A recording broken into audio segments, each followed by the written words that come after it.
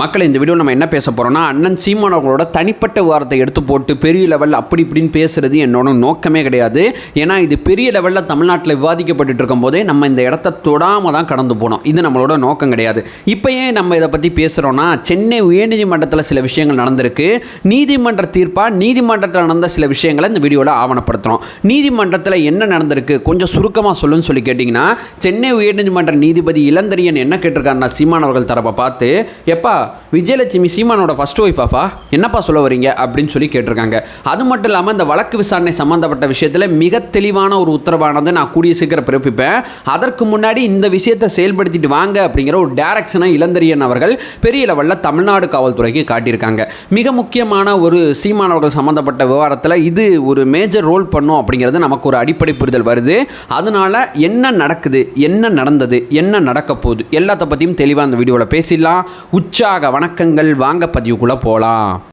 இப்போ முதல் விஷயம் மக்களே, முதல்ல சுருக்கமான சின்ன வரலாறு சொல்லிடுறேன். 2011 பார்த்தீங்கன்னா சென்னை வலசரவாக்க காவல்துறையில் பார்த்தீங்கன்னா விஜயலட்சுமி அப்படிங்கிற நடிகை விஜயலட்சுமி அவர்கள் சீமான் அவர்கள் பார்த்தீங்கன்னா என்னை வந்து ஏமாத்திட்டார் அப்படின்னு சொல்லி பாலியல் பலாத்காரம் அப்படிங்கிற அந்த விஷயத்தில் பாலியல் வன்கொடுமை அல்லது கற்பழிப்பு அப்படிங்கிற ஆங்கிளில் பார்த்தீங்கன்னா ஒரு வழக்கை வந்து கொடுக்குறாங்க.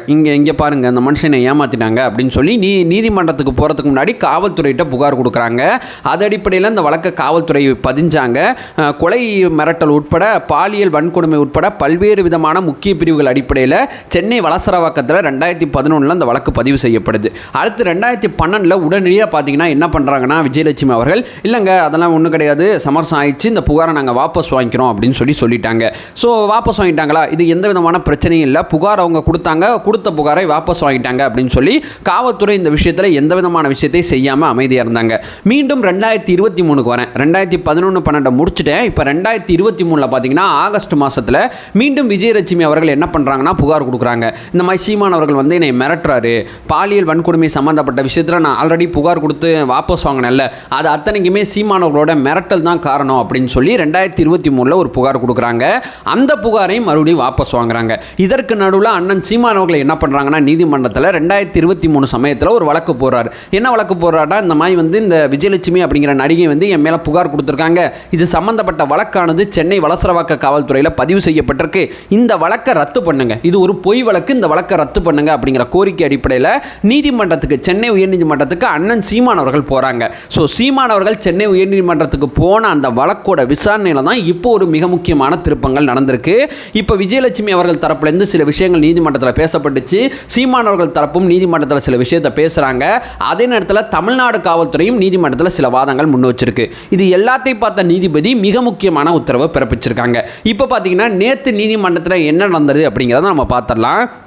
முதல்ல பார்த்தீங்கன்னா அண்ணன் சீமான் அவர்கள் தரப்பு நீதிமன்றத்தில் என்ன சொன்னாங்கன்னா, சார் முதல்ல புகார் கொடுக்குறாங்க, அடுத்து வாபஸ் வாங்குறாங்க, அடுத்து புகார் கொடுக்குறாங்க, அடுத்து வாபஸ் வாங்குறாங்க, அவங்களுக்கே ஒரு தெளிவு கிடையாது சார் அப்படிங்கிற ஒரு வாதத்தை முன்வைக்கிறாங்க. ரெண்டாவது, ரெண்டு பேரோட உறவு அடிப்படையில், அதாவது ரெண்டு பேருக்கு ஓகேனா அதன் மூலமாக ஒரு உடல் உறவு நடந்தால் அது குற்றமாகாது அப்படின்னு சொல்லி சென்னை உயர்நீதிமன்றத்துக்கு அதற்கு முன்னாடியே உச்சநீதிமன்ற தீர்ப்பை நான் இங்கே மேற்கோள் காட்ட விரும்புகிறேன், உயர்நீதிமன்றத்துக்கு உச்சநீதிமன்ற தீர்ப்பை மேற்கோள் காட்ட விரும்புகிறேன் அப்படின்னு சொல்லி சீமான் அவர்கள் தரப்புலேருந்து ரெண்டு மிக முக்கியமான ஆர்குமெண்ட் முன் வச்சாங்க. சார் இதே வேலையாக போச்சு சார், புகாரை கொடுக்குறாங்க வாபஸ் வாங்குறாங்க, கொடுக்குறாங்க வாபஸ் வாங்குறாங்க, இதே தான் சார் வேலை, அதாவது ரெண்டு பேர் சம்மதத்தோடு நடந்தது எப்படி சார் பாலியல் வன்கொடுமை ஆகும் அப்படின்னு சொல்லி சில வாதங்களை நீதிமன்றத்தில் முன்வைக்கிறாங்க. அதற்கு பார்த்தீங்கன்னா தமிழ்நாடு காவல்துறையிலேருந்து என்ன வாதத்தை முன்வைக்கிறாங்கன்னா, இல்லை சார் இதற்கு இந்த புகார் வாபஸ் வாங்குற சமயத்தில் பார்த்தீங்கன்னா விஜயலட்சுமி என்ன சொன்னாங்கன்னா, அந்த புகாரில் கொடுக்கப்பட்ட விஷயங்கள் அத்தனையுமே படித்து பார்க்கும்போது என்ன சொன்னாங்கன்னா, 2008 பார்த்தீங்கன்னா சென்னையில் இருக்கக்கூடிய ஒரு கோவிலில் பார்த்தீங்கன்னா மாலை மாற்றிக்கிட்டாங்க, ஏன் தாலி கட்டலையா அப்படிங்கிற கேள்வியை நான் கேட்டேன். அப்பயே சீமான் அவர்கள்ட்ட, நான் பெரியாரை ஃபாலோ பண்ணுறேன் அதனால் தாலி கட்ட மாட்டேன் அப்படிங்கிற விளக்கத்தை அந்த சமயத்தில் எனக்கு கொடுத்தாரு. சரி உண்மைக்குமே அரசியல் இருக்காரு, பெரியாரை ஃபாலோ பண்ணுறாரு அப்படின்னு சொல்லி நானும் இதை பெருசாக எடுத்துக்கல. அதுக்கப்புறம் கொஞ்சம் நாட்களுக்கு அப்புறம் தான் நான் சீமான் வந்து என்னை ஏமாற்றிட்டார் அப்படிங்கிறது எனக்கு ஒரு அவேர்னஸ் வந்துச்சு, அதனால தான் நான் புகார் கொடுத்தேன் அப்படிங்கிற விஷயத்த சொன்னாங்க. அந்த புகாரை வாபஸ் வாங்கிட்டு மறுபடியும் ஒரு புகார் கொடுத்தாங்கல்ல, அந்த சமயத்தில் என்ன சொன்னாங்கன்னா, சீமான் அவர்கள் தரப்புலேருந்து சில விஷயத்தை வந்து எனக்கு செஞ்சு தரேன் பண்ணித்தரேன்னு சொன்னதுனால தான் அந்த புகாரை நான் வாபஸ் வாங்கினேன் அப்படிங்கிற விஷயத்த சொன்னாங்க.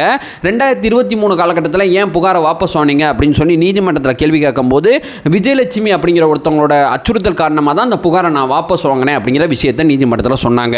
ஸோ ஓவரால் எல்லாத்தையும் பார்த்த நீதிமன்றம் என்ன சொன்னாங்கன்னா, அதற்கு முன்னாடி தமிழ்நாடு காவல்துறை ஒரு வாதத்தை முன் வச்சாங்க.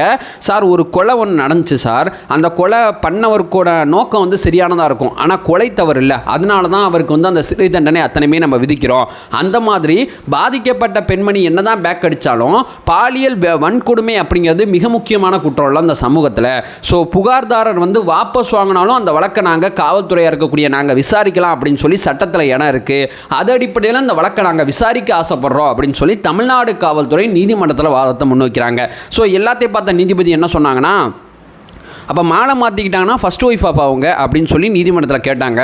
அதற்கு சீமானவர்கள் தரப்புலேருந்து எந்த விதமான பதிலும் சொல்ல, அப்படிலாம் எதுவும் கிடையாதுங்க, மாலைகளெல்லாம் எதுவும் அப்படின்னு சொல்லி ஒரு விளக்கத்தை கொடுக்குறாங்க.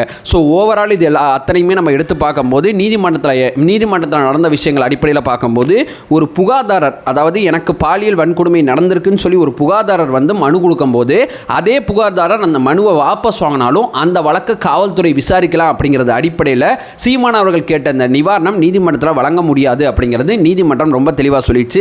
எப்பா இது தப்புப்பா, இந்த வழக்கெல்லாம் ரத்து பண்ண முடியாது, இதை நான் தள்ளுபடி பண்ணுறேன், இதை நான் விசாரித்து பார்த்துட்டு எந்த விதமான நிவாரணமும் கொடுக்க முடியாது, தள்ளுபடி பண்ணுறேன்னு சொல்லி சென்னை உயர்நீதிமன்றத்தில் அண்ணன் சீமானவர்கள் போட்ட வழக்கு தள்ளுபடி செய்யப்பட்டிருக்கு.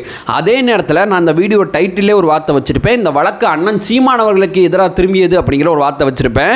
12 வாரத்துக்குள்ளே அந்த வழக்கில் என்ன நடந்துச்சு, என்ன ஏது, பாலியல் வன்கொடுமை நடந்துச்சா நடக்கலையா அப்படிங்கிற அந்த குற்றப்பத்திரிகையை 12 வாரத்துக்குள்ளே நீதிமன்றத்தில் தாக்கல் செய்யணும் அப்படிங்கிற மிக முக்கியமான உத்தரவை காவல்துறைக்கு பார்த்தீங்கன்னா நீதிமன்றம் கொடுத்துருக்காங்க.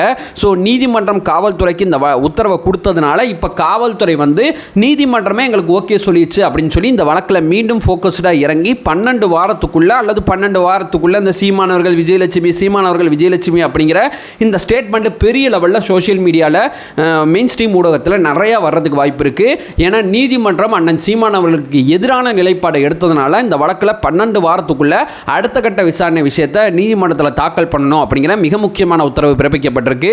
சீமானவர்களுக்கு இப்போ ஒரே ஆப்ஷன் தான் இருக்குது, இதை எதிர்த்து உச்சநீதிமன்றம் போய் அந்த தடை உத்தரவு வாங்கலாம். அதை சீமானவர்கள் பண்ண போறாரா செய்ய போறாரா அப்படிங்கிறது தெரியல. ஆல்ரெடி சீமானவர்கள் வேற 2 பிரச்சனையிலும் இருக்காங்க.